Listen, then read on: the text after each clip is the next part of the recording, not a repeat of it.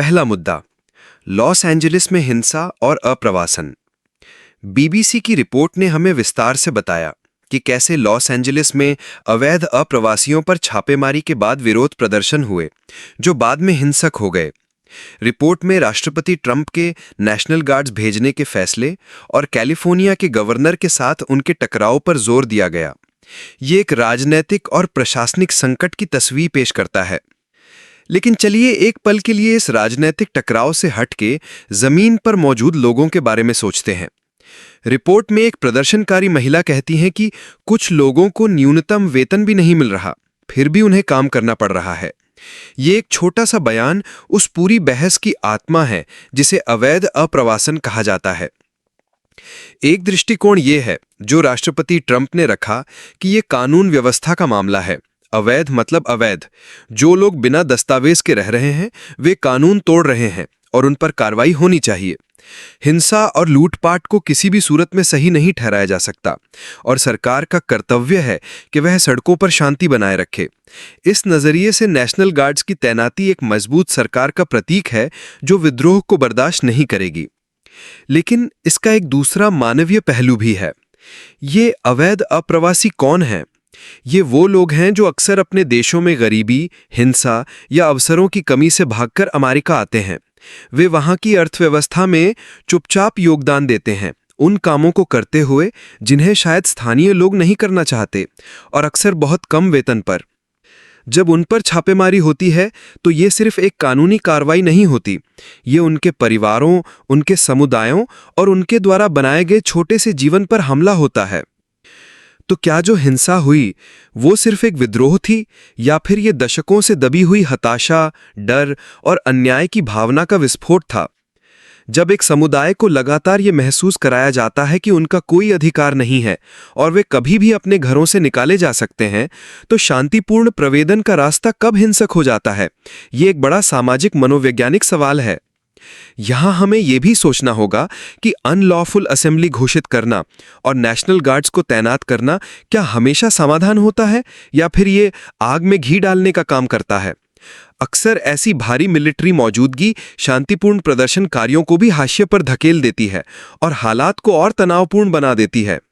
तो मुद्दा सिर्फ ट्रंप बनाम गवर्नर का नहीं है, बल्कि कानून बनाम मानवता, अर्थव्यवस्था की जरूरत बनाम राष्ट्रीय सुरक्षा और हताशा बनाम व्यवस्था का है। दूसरा मुद्दा, ग्रेटा थनबर्ग और सेल्फी यॉट। अब आते हैं गाजा जा रही बोट पर जिसे इस्राएली सेना ने रोका। इस बोट पर ग्रेटा थनबर्ग जैसी मशहूर हस्ती भी थीं। रिपोर्ट ने दोनों पक्षों को दिखाया। एक्टिविस्ट्स का कहना था कि वे मानवीय मदद लेकर जा रहे थे और गाजा के गंभीर हालात पर दुनिया का ध्यान खींचना चाहते थे। वहीं इस्राएली विदेश मंत्रालय ने इसे सेल्फी यॉट और हमास के लिए प्रोपेगेंडा बताया। यहां सच क्या है? शायद इन दोनों के बीच में कहीं। इस्राएली पक्ष का तर्क है कि गाजा पर नाकेबंदी उनकी सुरक्षा के लिए जरूरी है, क्योंकि हमास वहां से उन पर हमले करता है। वे ऐसी किसी भी कोशिश को अपनी संप्रभुता पर चुनौती के रूप में देखते हैं और मानते हैं कि ऐसे अभियानों का असली मकसद इसराइल को बदनाम करना होता है, न कि मदद पहुंचाना। सेल्फी यॉट शब्द का इस्तेमाल इसी नैरेटिव को मजबूत करने के लिए किया गया कि ये सब सिर्फ फोटो खिंचवाने और मीडिया में आने का एक स्टंट था। दूसरी तरफ एक्टिविस्ट्स का पक्ष है। गाजा में मानवीय संकट एक सच्चाई है जिसे संयुक्त राष्ट्र जैसी संस्थाएं भी मानती हैं। लाखों लोग भूखमरी और जरूरी चीजों की कमी का सामना कर रहे हैं। जब पारंपरिक रास्ते यानी कूटनीति, अपील काम नहीं करते, तो एक्टिविस्ट्स ऐसे नाटकीय तरीकों का सहारा लेते हैं ताकि दुनिया का ध्यान इस मुद्दे पर जाए। ग्रेटा थनबर्ग की मौजूदगी यकीनन एक सोची समझी रणनीति थी ताकि इस मिशन को ज्यादा से ज्यादा कवरेज मिले।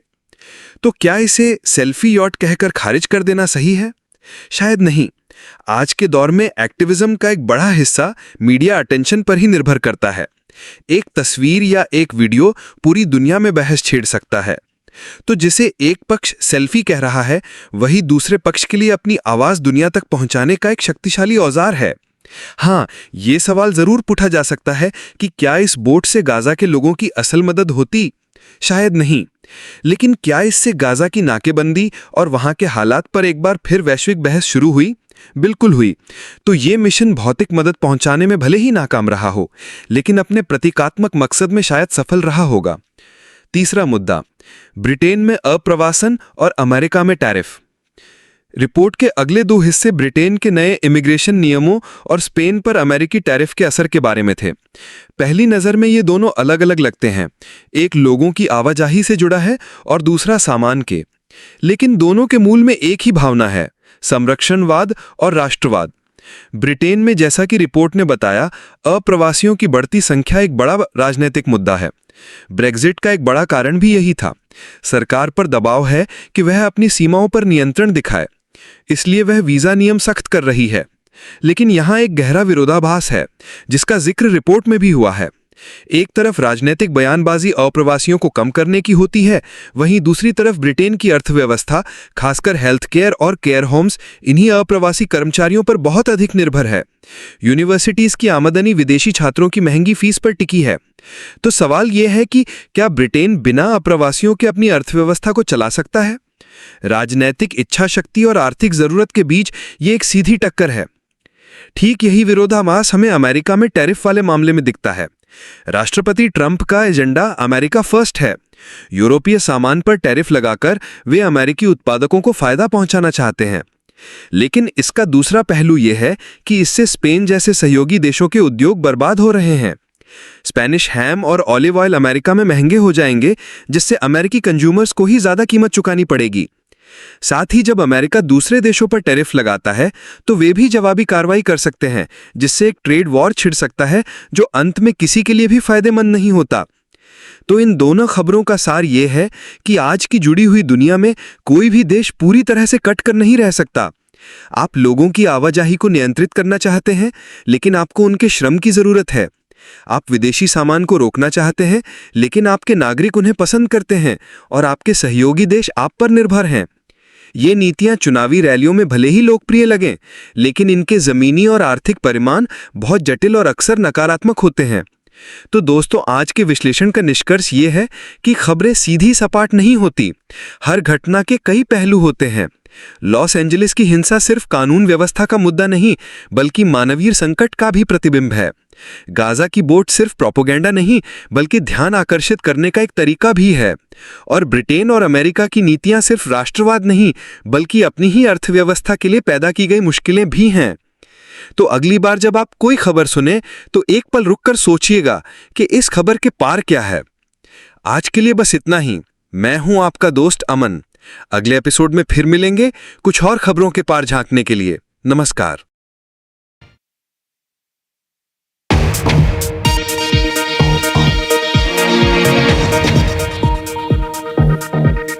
बीबीसी दुनिया में आज देखिए, अमेरिका के लॉस एंजलिस में क्यों भड़की हिंसा।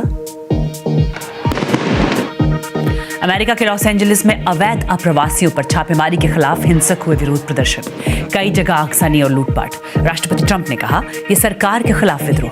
तैनात किए नेशनल गार्ड्स। लॉस एंजलिस के मेयर और व्हाइट हाउस के बीच तकरार। स्वागत है आपका बीबीसी दुनिया में। मैं हूं सारिका सिंह। जानेंगे ट्रंप पर क्यों लगे ताकत के गलत इस्तेमाल के आरोप, लेकिन पहले हेडलाइंस। इटली से मदद लेकर गजा जा रही बोट को इजरायली सेना ने रोका। बोट पर सवार थे ग्रेटा थनबर्ग समेत कई एक्टिविस्ट। गजा के हालात पर दुनिया का ध्यान खींचना था मकसद। बोट को ले जाया गया इजराइल। ब्रिटेन आने वाले लोगों की संख्या घटाने की तैयारी में ब्रिटानी सरकार बनाएगी नए नियम। भारत समेत वहां आने वाले लोगों पर क्या होगा असर, दिखाएंगे रिपोर्ट। बड़े पैमाने पर खाने की चीजें अमेरिका निर्यात करने वाले स्पेन की फूड कंपनीज पर किस तरह अमेरिकी राष्ट्रपति डोनाल्ड ट्रंप के टैरिफ्स डाल रहे हैं असर, दिखाएंगे स्पेन से स्पेशल रिपोर्ट। मुंबई के ठाणे जिले में लोकल ट्रेन में हादसा। मुंब्रा रेलवे स्टेशन के पास चलती लोकल ट्रेन से गिरे करीब 10 यात्री। ठाणे नगर निगम के मुताबिक एक की मौत, 9 यात्री घायल। और कार्यक्रम की शुरुआत अमेरिका के लॉस एंजलिस शहर में हुई हिंसा से। यहां पिछले 3 दिनों से विरोध प्रदर्शन हो रहे हैं और अफरा तफरी का आलम है। लॉस एंजलिस में अवैध अप्रवासियों पर हुई छापेमारी के बाद से ये विरोध प्रदर्शन शुरू हुए। पुलिस ने लॉस एंजलिस के मुख्य इलाके को अनलॉफुल असेंबली क्षेत्र घोषित कर दिया है, यानी वहां लोगों के इकट्ठा होने पर रोक लगा दी गई है। प्रदर्शनकारियों को वहां से जाने के लिए कहा गया है। रात में कई गाड़ियों को आग के हवाले कर दिया गया। साथ ही लूटपाट की घटनाओं की भी खबरें हैं। कैलिफोर्निया के गवर्नर गैविन न्यूसॉम ने राष्ट्रपति ट्रंप पर हालात को और बिगाड़ने का आरोप लगाया, क्योंकि ट्रंप ने उनकी मर्जी के खिलाफ जाते हुए प्रदर्शन वाले इलाकों में नेशनल गार्ड्स को तैनात कर दिया। ट्रंप ने सोशल मीडिया पर लिखा, लॉस एंजलिस में हालात बहुत खराब है, इसलिए सेना को तैनात किया जाए। और क्या है मौजूदा हालात, देखिए बीबीसी संवाददाता जॉन सडवर्थ की रिपोर्ट। एक बार फिर लॉस एंजलिस का मुख्य इलाका रबर बुलेट्स और आंसू गैस की आवाज से गूंज उठा। एक समय ऐसा आया जब प्रदर्शनकारी शहर के एक सबसे व्यस्त हाईवे पर पहुंचने लगे, जिसके बाद पुलिस ने सड़क को खाली करवाया। ये सब दिन भर चलता रहा।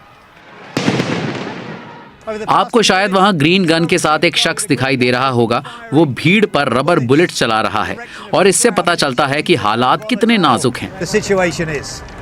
लेकिन एक वजह से ये स्थानीय विरोध प्रदर्शन एक बड़ी खबर बन गए। राष्ट्रपति डोनाल्ड ट्रंप का प्रोटोकॉल तोड़ते हुए राज्य के गवर्नर और शहर के मेयर की मर्जी के खिलाफ जाते हुए यहां नेशनल गार्ड्स को भेजने का फैसला।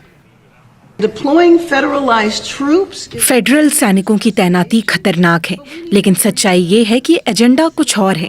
ये लोगों की सुरक्षा के बारे में नहीं है और ये साफ है कि ना ही ऐसी कोई योजना है और ना ही कोई नीति। हालांकि ट्रंप जोर देकर ये कह रहे हैं कि शांति स्थापित करने के लिए नेशनल गार्ड्स जरूरी हैं।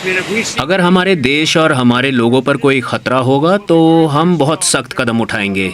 ये कानून व्यवस्था के बारे में है।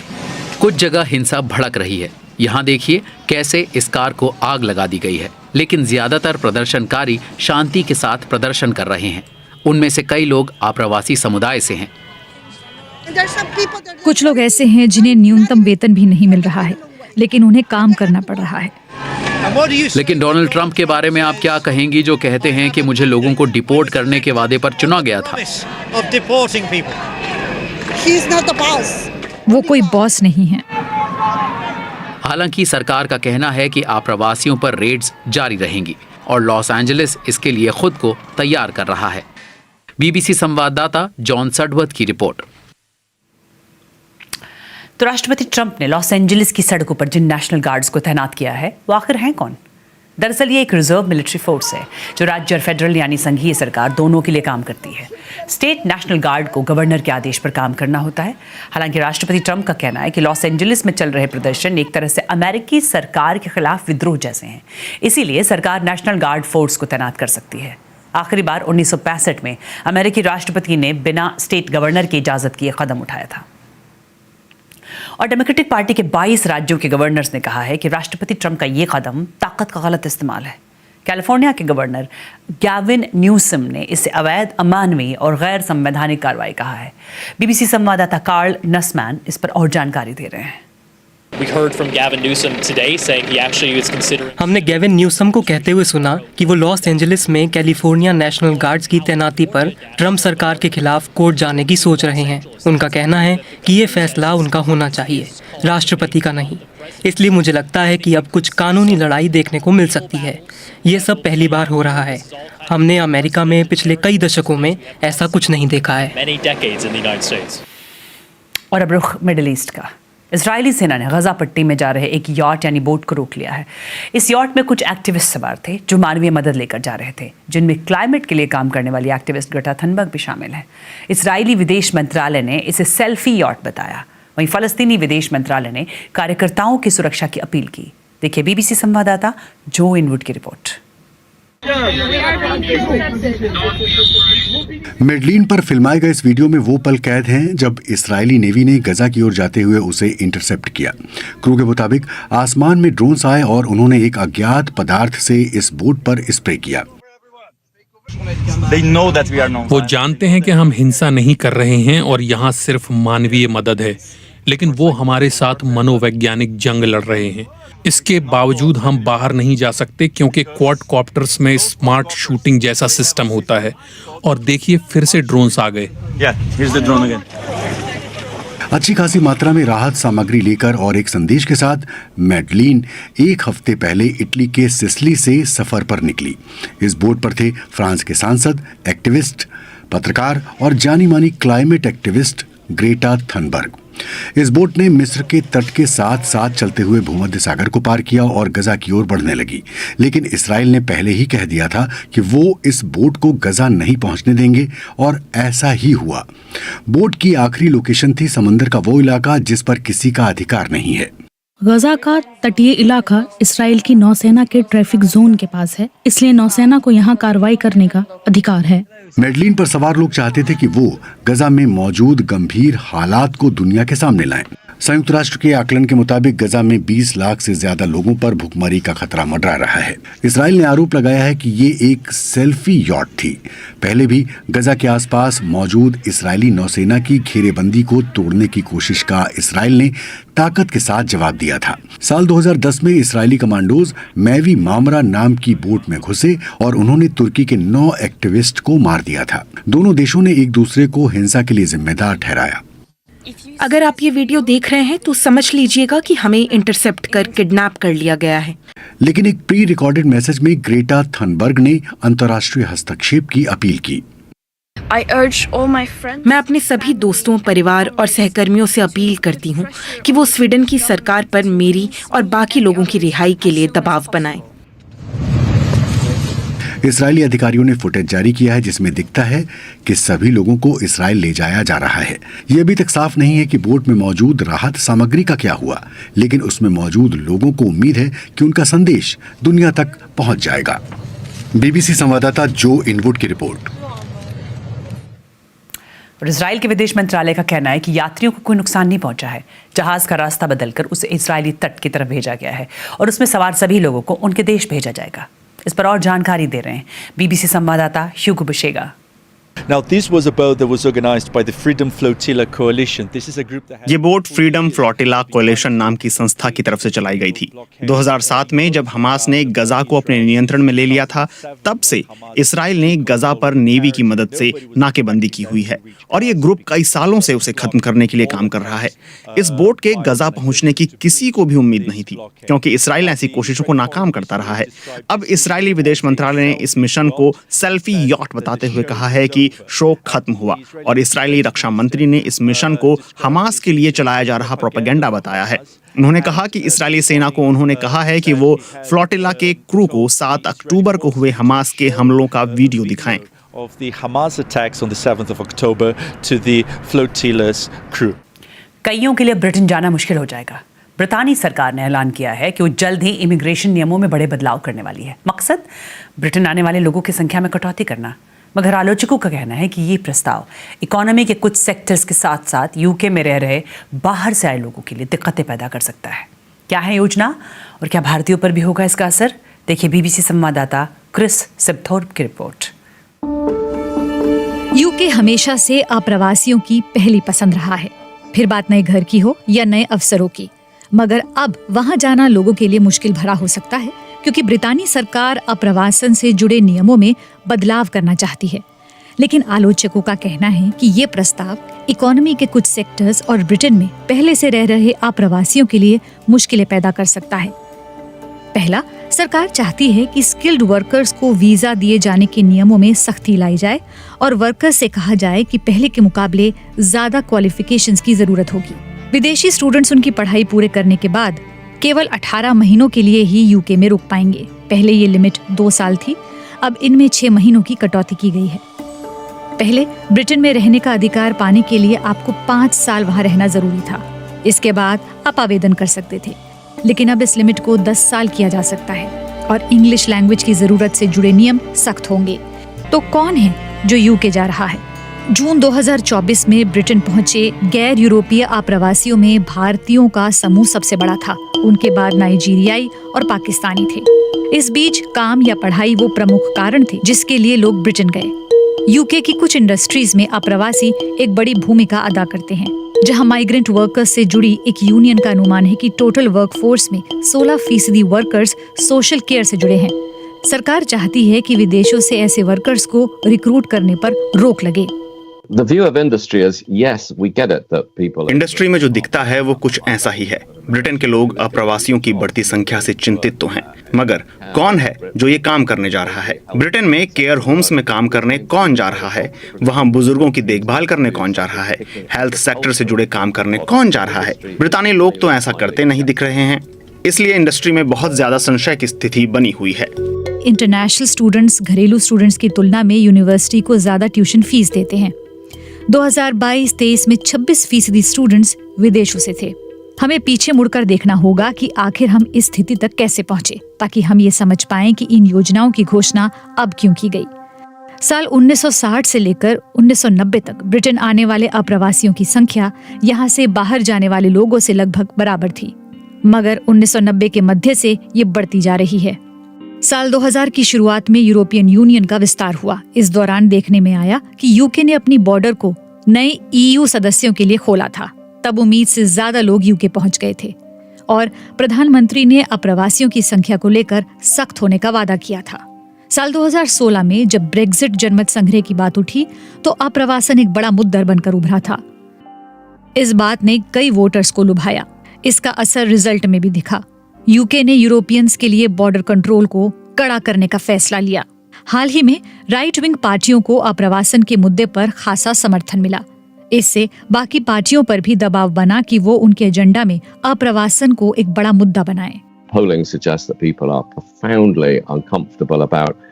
चुनाव के दौरान ये देखने को मिला कि लोग केवल अप्रवासियों के आने से ही असहज नहीं हैं। उनकी चिंता ब्रिटेन में पहले से रह रहे अप्रवासियों से भी जुड़ी है। इसलिए चुनाव ने ये संकेत दिया कि ये ब्रिटेन का सबसे ज्यादा मुश्किल और संवेदनशील मुद्दा है। ताजा आंकड़ों के मुताबिक जितने लोगों ने ब्रिटेन छोड़ा, उससे 4,31,000 ज्यादा लोग यूके पहुंचे थे। साल 2023 में यह आंकड़ा 9,06,000 था, जो अब तक की सबसे बड़ी संख्या है। इस संख्या में गिरावट आ रही है, लेकिन बहस जारी है। अप्रवासन अभी भी यूके में सामाजिक और राजनीतिक तौर पर कठिन मुद्दा बना हुआ है।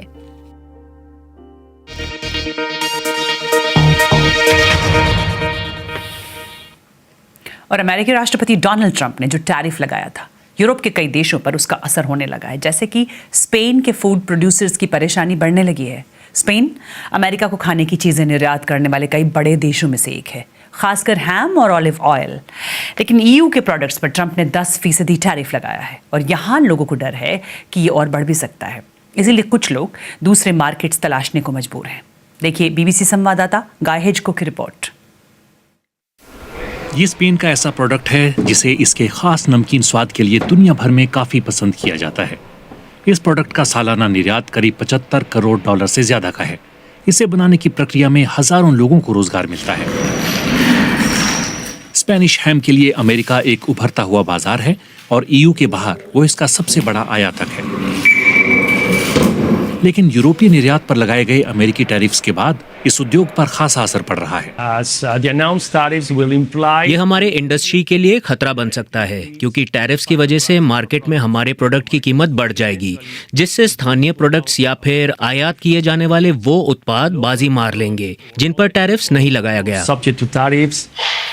फिलहाल अधिकतर उत्पादों पर 10% टैरिफ लगाया गया है। हालांकि अमेरिकी राष्ट्रपति ने इसे बढ़ाकर 50% करने की धमकी दी है। स्पेन दुनिया का सबसे बड़ा ऑलिव ऑयल प्रोड्यूसर है। भारी टैरिफ्स की वजह से इस उद्योग को फिर से एक झटका लगेगा, जो अभी अभी नुकसान पहुंचाने वाले सूखे से उभरा है। EU अमेरिका के साथ एक व्यापारिक समझौता करने की कोशिश कर रहा है और स्पेन की ऑलिव इंडस्ट्री की इस पर नजर बनी हुई है। ऐसी बातचीत में औद्योगिक उत्पादों का प्रभाव फूड प्रोडक्ट से कहीं ज्यादा होता है। मुझे ये बिल्कुल अच्छा नहीं लगेगा अगर इस बातचीत में ऑलिव ऑयल जैसे फूड प्रोडक्ट्स को मोल भाव के लिए इस्तेमाल कर यूरोप के औद्योगिक उत्पादों के लिए बेहतर डील लेने की कोशिश होगी। मैं इसे लेकर चिंतित हूँ। इस पर काफी कुछ निर्भर करेगा कि ये टैरिफ्स सभी देशों के लिए एक समान है या फिर इनसे कुछ देश दूसरों के मुकाबले ज्यादा प्रभावित होंगे। पर हर देश की तरह स्पेन में निर्यातक सबसे बुरी स्थिति से निपटने की तैयारी कर रहे हैं। कंपनियां अब दूसरे मार्केट्स की तलाश कर रही हैं, दूसरे पार्टनर्स, सप्लायर्स की। अगर मैं किसी कंपनी का सीईओ होता जिसका अमेरिका में काफी काम है, तो मैं 21 फरवरी को ही अपनी पूरी सेल्स टीम को दूसरे मार्केट्स तलाशने के लिए भेज देता। ये अनिश्चितता का दौर जिसे अमेरिकी राष्ट्रपति डोनाल्ड ट्रंप लेकर आए हैं, उससे एक बात तो तय है कि अंतर्राष्ट्रीय व्यापार अब पूरी तरह बदलने वाला है। और आने वाले दिनों में पता चलेगा कि ट्रंप टैरिफ का असर बाकी देशों पर कितना पड़ रहा है। और अब ले चलते हैं आपको नाइजीरिया के ओगुडा फेस्टिवल में। वहां के ओगुन स्टेट में इस खेती से जुड़े फेस्टिवल में सैकड़ों लोगों ने हिस्सा लिया। ट्रेडिशनल कपड़े पहनकर आए लोग यहाँ ड्रम के धुन पर नाचते गाते और सेलिब्रेट करते दिखे। कई परिवार भी यहाँ आए थे। और कार्यक्रम को लेकर आप मुझे फीडबैक दे सकते हैं। एक्स पर मेरा हैंडल है @BBC सारिका। आज के लिए इतना है।